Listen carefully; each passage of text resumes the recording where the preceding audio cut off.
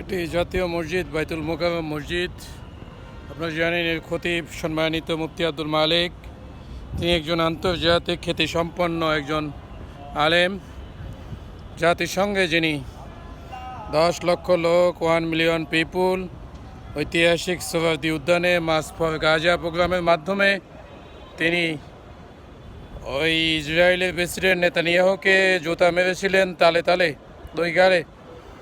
Netanyahu ভয়ে গাজায় যুদ্ধ বন্ধ করেছিলেন। আমরা তাকে ইসলামিক দলের কার্ড দিয়েছিলাম।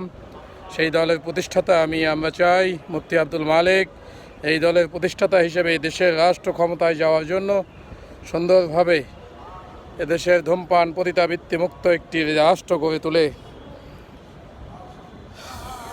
অনেক দল রাজনীতি করেছে, আওয়ামী লীগ দীর্ঘ সময় করেছে, আমরা সহযোগিতা করেছি। বর্তমান বিএনপি, জামাত, নাগরিক দল রাজনীতি করছে, আমরা সহযোগিতা করছি।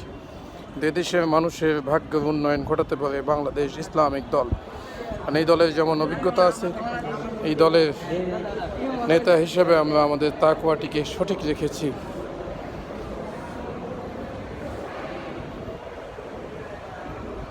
আর ইমানের পরে হচ্ছে নামাজ।